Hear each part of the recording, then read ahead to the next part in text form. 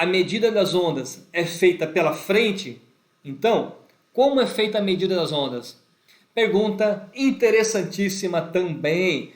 Um dos grandes erros, né, do surfista, uma das grandes frustrações, eu vou dizer também, que é o cara olhar no site de previsão de ondas. Pô, eu vi que tinha 1 metro no site, cheguei na praia, tinha meio metro. E aí o surfista não consegue assimilar, caramba, o que é meio metro, o que é 1 metro, o que está aparecendo aqui no site de previsão de ondas, o que eu estou lendo? 1 metro, meio metrão, 1 metrinho, 1 metrão, meio metrão, 1 metrinho. O que é isso que o surfista fala? O que é isso que o site de previsão de ondas me informa?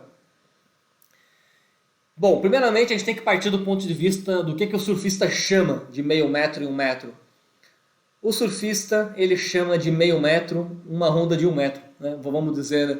Por exemplo, se você avaliar a face da onda, que é por onde a onda deve ser medida, que é por onde a gente, né, percebe um dado, por exemplo, no site de previsão de ondas, a altura de face dela, distância da base até a crista, aquela onda que o surfista fala que tem meio metro, o surfista em pé na onda vai estar com ela talvez na barriga, por exemplo, ou no peito.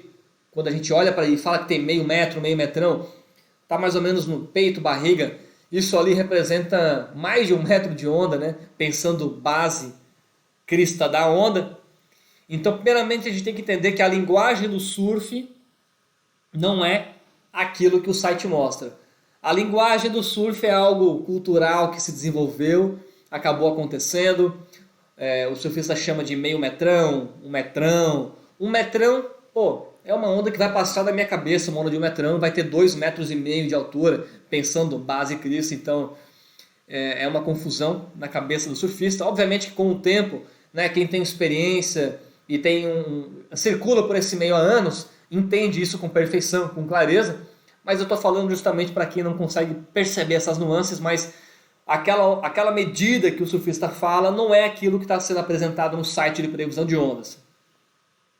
Para contornar um pouco esse problema, a galera, os gringos acabaram criando aquela escala de altura na cintura, altura overhead, né, altura na cabeça, altura no joelho, altura no peito. Eu acho que faz muito sentido. Né? O site Surfline, por exemplo, apresenta esse tipo de informação.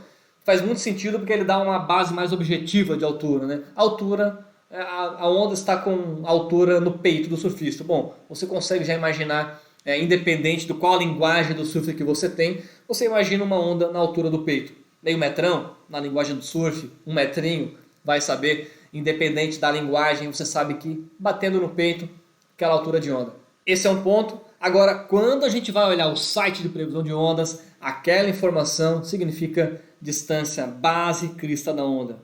Mas essa informação não significa a onda onde o surfista está surfando. O modelo não traz para a zona de surf. Ele pega um dado muito mais atrás, antes de chegar na zona de surf.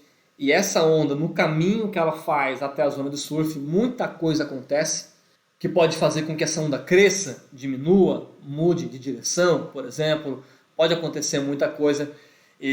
Então, esse é um pouco do motivo da confusão, mas entenda que, falando aqui de altura de ondas, uma coisa é que o surfista fala sobre altura, outra coisa é que o site mostra, outra coisa é o que vai acontecer na realidade. Então, imagina um triângulo assim, entre o que o surfista fala, né, chama de altura, o que o site mostra e o que vai acontecer na realidade. A grande questão é pegar tudo isso e chegar o mais próximo possível da realidade.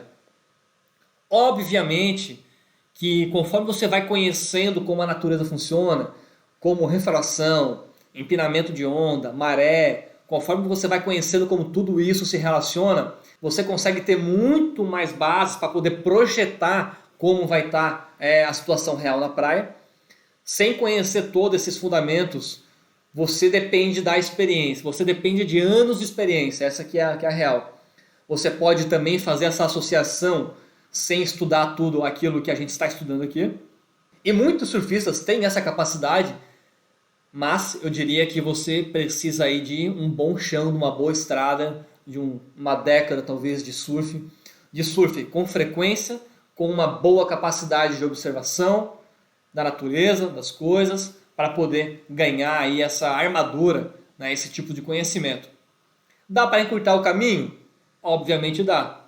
Conhecendo esses assuntos que eu estou passando aqui nesse vídeo, você que chegou até aqui esse vídeo, por exemplo, até esse instante, certamente já está dando um passo bem largo, né, na busca de encurtar esse caminho para conseguir encontrar aquela onda clássica com mais facilidade. Mas entenda então que é uma sopa de letrinhas ali, de números e valores que, se o cara não tem a base do conhecimento, vai dificultar um pouco entender o que vai acontecer na realidade.